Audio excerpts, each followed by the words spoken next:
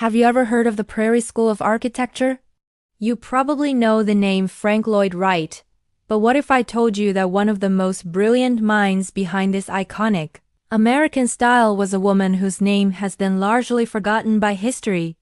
Today, we're diving into the incredible story of Marion Mahoney Griffin, one of the first and most influential female architects in the world.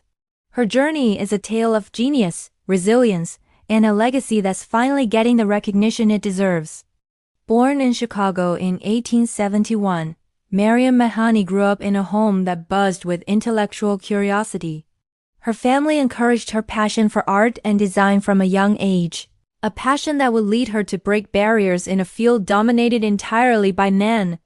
She enrolled at the prestigious Massachusetts Institute of Technology, or MIT, at a time when very few women pursued higher education, let alone in a technical field like architecture.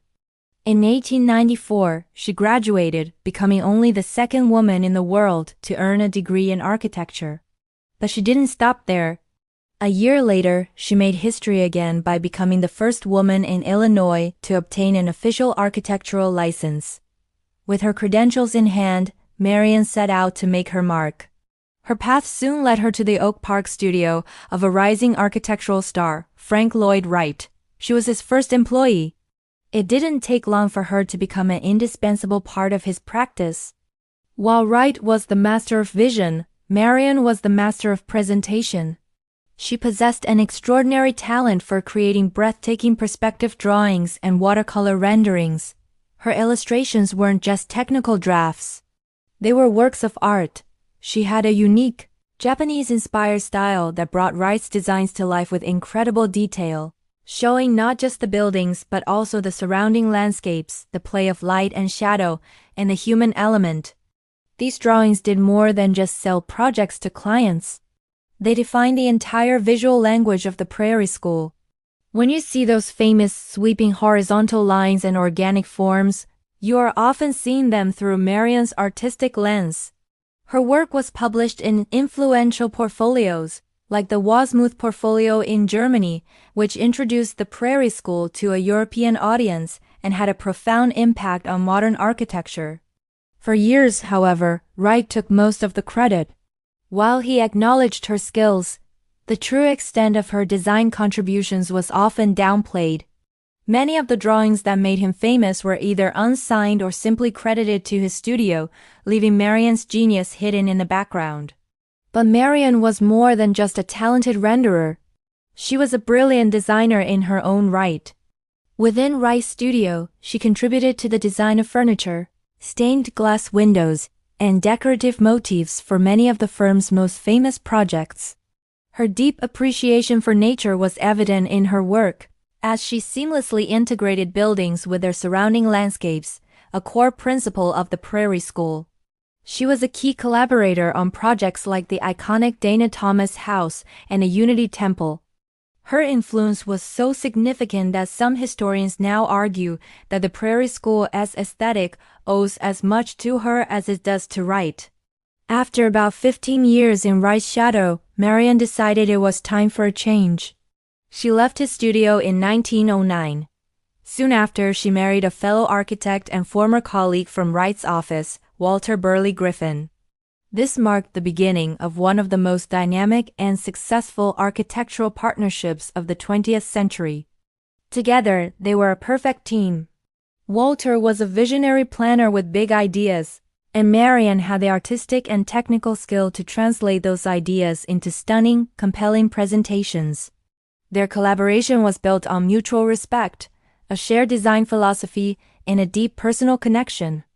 Their biggest triumph came in 1912, when they entered an international competition to design the new capital city of Australia. The project was monumental, to create a master plan for a city from scratch. While Walter led the conceptual planning, Marion took charge of the presentation. She worked tirelessly for weeks, producing a series of spectacular, large-scale ink and watercolor renderings that showcased their vision for the city, which they named Canberra. Her drawings depicted a city harmoniously integrated with its natural landscape, featuring geometric layouts, grand avenues, and beautiful public spaces. The judges were blown away. The Griffin's entry was selected as the winner from over 130 submissions. Marianne's art was not just illustration. It was persuasion. It was a key reason they won the commission that would define their careers. Following their success, Marianne and Walter moved to Australia to oversee the development of Canberra. Their work there was challenging, filled with political battles and bureaucratic obstacles, but they persevered, laying the foundation for the city we see today. Beyond Canberra, they designed several other notable buildings across Australia, including the Capitol Theatre in Melbourne, celebrated for its intricate crystalline ceiling. Their designs were always innovative, blending modern principles with a deep respect for the local environment and culture. Their architectural journey didn't end in Australia. They later moved to India, where they were commissioned to design several buildings, including the library at the University of Lucknow. Once again, Marianne immersed herself in the local culture, and their work in India reflected a unique fusion of Western modernism and traditional Indian architectural elements. She continued to be the driving force behind their firm's visual output, her drawings capturing the spirit and essence of their designs. After Walter's unexpected death in India in 1937, Marianne remained for a time to complete their projects before eventually returning to the United States. Back in Chicago, Marianne spent her later years writing her memoirs, a massive, unpublished manuscript titled The Magic of America. In it, she sought to set the record straight, detailing her extensive contributions and challenging the male-centric narrative of architectural history. Unfortunately, she passed away in 1961, still largely unknown to the wider public.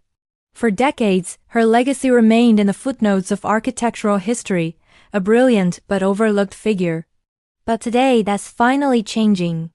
Historians, architects, and scholars are rediscovering Marianne Mahoney Griffin, recognizing her not just as Frank Lloyd Wright's draftswoman or Walter Burley Griffin's wife, but as a pioneering architect and visionary artist in her own right. Exhibitions of her work and new books on her life are bringing her story to light, celebrating her immense talent and her resilience in the face of the professional and social barriers she faced as a woman in a man's world. Marianne Mahoney Griffin's story is a powerful reminder that history isn't always written by the people who deserve the credit. She was a trailblazer who shaped one of the most important movements in American architecture, designed cities, and left her mark on 3 continents. Her life's work demonstrates an unwavering commitment to design, a deep love for nature, and an artistic spirit that could not be contained.